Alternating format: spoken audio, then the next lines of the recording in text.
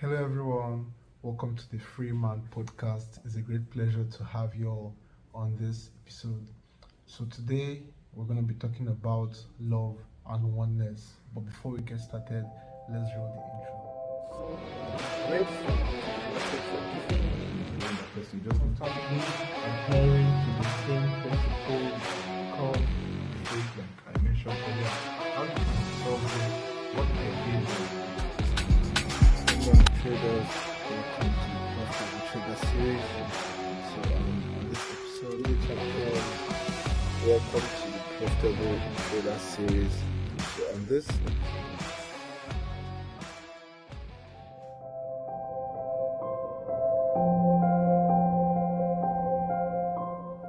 alright guys, so I'm recording this video with my girl, so she's gonna be with us throughout this episode.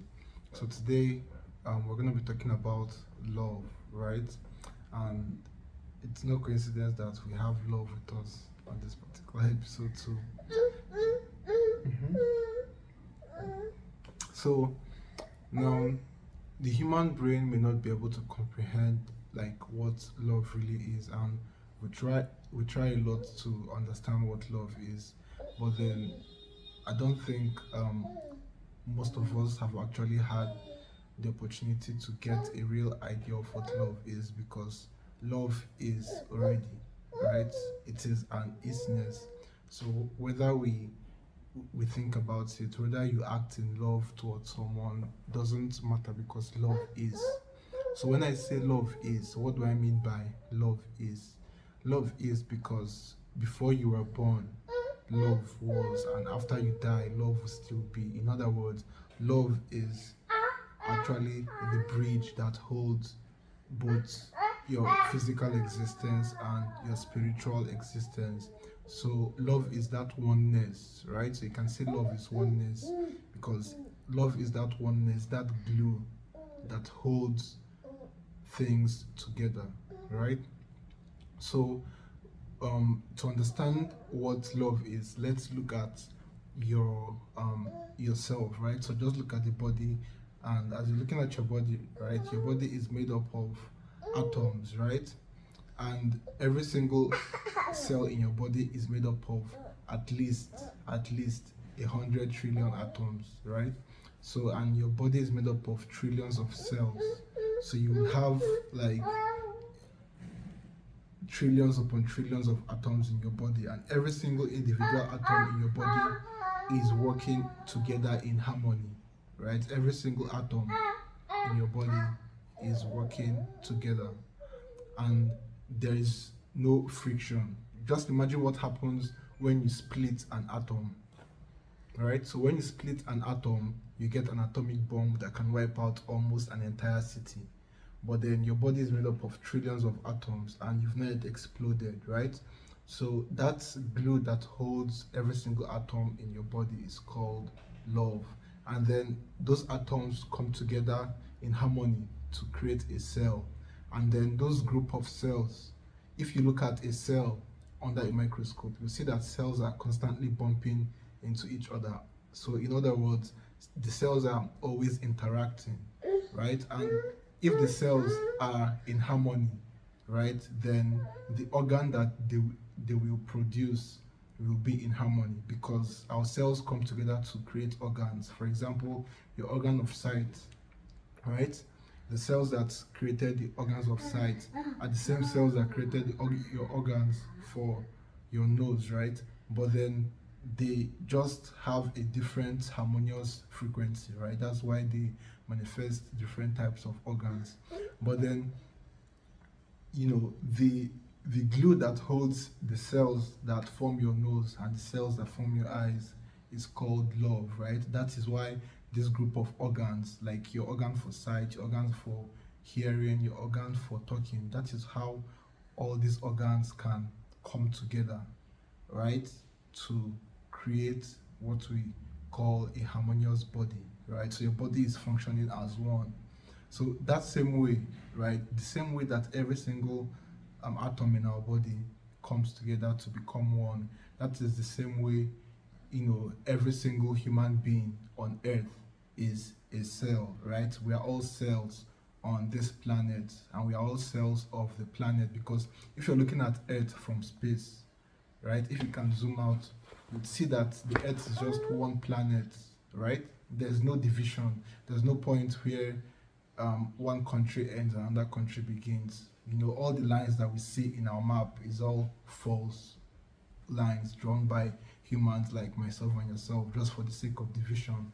But then if you look at the world from space, you won't see any division, because we are all one. You won't even see any human being from space. You'll just see one planet, right? You won't see any animal, you won't see any tree, you won't see any building. You'll just see one entire planet that is one, right? So now when you take this perspective and you observe how cells interact, although every single cell is an individuation, but then they come harmoniously together to create an organ, right? That same way, every single cell in the human race, in the human species, right? Once every single cell comes together, then every single cell can now operate harmoniously, right? Every single cell can now, come to unite so that the whole will become harmonious. So in order for the entire planet, in order for the entire human race to start to see itself as one, we have to understand that there's no separation, right? There's no point where I end and you begin, right? Let's understand this. There's no point where I end and you begin. Even if you're not looking, through a powerful microscope, but then let's say, let's use this example. Your body is made up of 90% of water, 80 to 90% of water, right? And then that water that is currently in your body was previously maybe in a river before, or in an ocean, or in the stomach of an animal, or someone else previously, your ancestors drank that water, or someone peed that water. That same water that makes up who you are has been different things on earth, right? And then since that water has been different things on earth, it means that that water is not you. That water contains so many information, right? So now when you understand this, you understand that there's no point where you end and the earth begins, because every single thing that makes up this your physical body, this your physical avatar, all came from the planet Earth, right? So we are basically Earth. This avatar is basically Earth. And then when we understand this, we know that we are all one. We are just Earth, conscious of itself, right? When you look at other animals, the trees, every single thing is all part of us, right? It is all this oneness that I'm talking about. Because if you just remove trees from this planet, there will be no way for us to breathe, right? Because no one will be supplying the oxygen, because we already know that plants take in carbon dioxide and then they give out oxygen. Meanwhile, we take in oxygen and we give out carbon dioxide. So now when we understand this, then we now know that, okay, there's no point where I end and my neighbor begins, right? There's no point where I end and someone else who is either a different race, a different color, or from a different part of the world, there's no point where I end and they begin, because we are all Earth, we are all part of this planet. In fact and in truth, we are all this planet awake, right? So as you're awake right now watching this video, you are this planet watching a video of itself, right? You're like, as I'm talking to you right now, I am me talking to you, and I am you listening at the same time. Same way for you, right? When you're talking to someone, you're talking to yourself, because it's just one of us in the room, right? So when we understand this, we understand that we are all one, and then there's no reason for you to try to do something onto someone else that you wouldn't like that same thing done onto you. So that is why in our religious books, they used to say, do unto like in the Bible, it says, do unto others as you'd like others to do unto you, right? So we have to understand that the way you do unto others, that is the way that it will be done unto you, right? So we are all one, and then we are all love. Now, the the grid that fills up the entire universe is love. So without love, just the way, ju- just imagine how the entire planet in our solar system spins around the sun, right? And no planet is colliding with another planet, right? There are many moons spinning in alongside with other planets around their orbit as well, but then there is no collision. So that harmony, that order that keeps everything together, it's is what we call love. So whether you choose love or not, it doesn't take away the fact that love is all that exists already, right? So when you choose to act in love towards someone, you're not choosing to add love wants to go down. So when you choose to act in love towards someone, you're not choosing like to add to love, right? You're simply choosing your own experience, right? Because if you don't choose to act in love, then you won't experience love. But when you act in love towards someone, towards, you know, your neighbor, towards your friend, towards your family, towards your siblings, when you act in love, you're creating your own experience as a lovely experience, right? And when you act in fear, you're creating a fearful experience as well.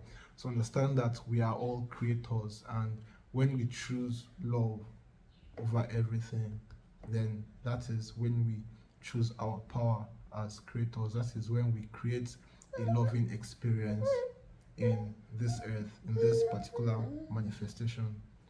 All right. So over here on my wall it says, I am love.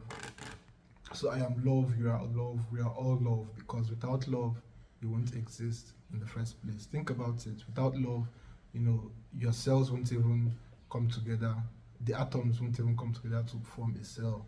And without love, those cells won't come together to form your organs, because if you look at a cell under a microscope, you see that those cells are constantly bumping against each other, right? So what happens in real life when I bump against you?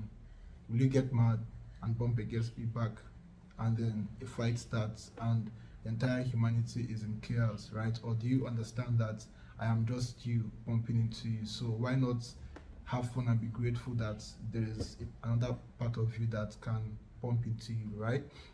So by understanding this and changing our perspective, it becomes easier for us to forgive, because the faster you can forgive and the faster you can apply compassion, right?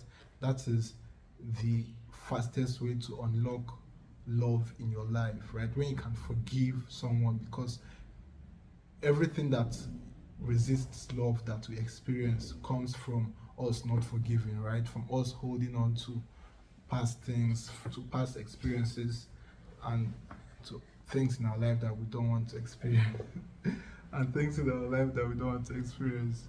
Love just wants to stay around here. She doesn't want to go to go anywhere. She just wants to listen, but she doesn't want me to carry her either. So just gonna have to record together.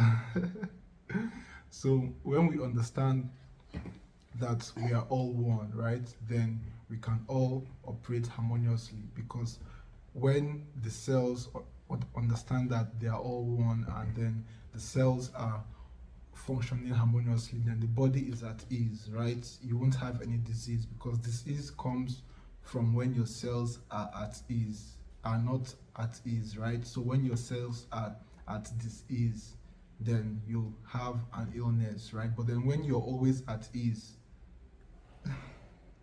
when you're always at ease, then you will always be operating harmoniously, right? So this is a very, very powerful stuff that we have to take into our life experience. The key to having a harmonious experience is by asking yourself, how fast can I forgive someone? And how often can I apply compassion in my relationships, right? When someone does something that you perceive that it is wrong, right? Ask yourself, how fast can I forgive this person? Whether the person deserves to be forgiven or not, in your opinion, the forgiveness is all about you, because you're the only one that benefits when you forgive someone. Because if you don't forgive someone, you're holding on to a grudge, which is equivalent to you holding on to a poison, right? Which doesn't harm that person. that offended you, it's only going to harm you because you're the person holding on to the poison, right? So when you forgive, you let go of that poison easily. Imagine what happens when you touch a hot pot, right? When you go to touch a hot pot, you take your hand off it immediately, all right? But then when you are touching a hot pot and then you don't even know that you're touching that hot pot and you just hold on to it, that is what yep, you're correct. So that is what holding on to grudges looks like, right? You holding on to that thing that is hurting you and then not letting go because of what someone else did, right? So forgive the person is not all about that person, it's all about you, because when you forgive that person, right, you're also forgiving yourself at the same time, and then because that person is you, and at the same time you're letting go of that baggage that you're carrying, right, that emotional stuff that you're carrying, you're letting go of it. And then when you let go of it, you're making space for all that you've wanted to manifest to come in, because it's those grudges, it's those anger that we hold on to, those negative stuff that we hold on to, those are the stuffs that prevent us from experiencing the best that life has to offer. All right, so that's it for this podcast. I really wanted it to be very, very, very, very long, but then it's all about us understanding the basics, which is that we are all one, and there is no point where I end and you start.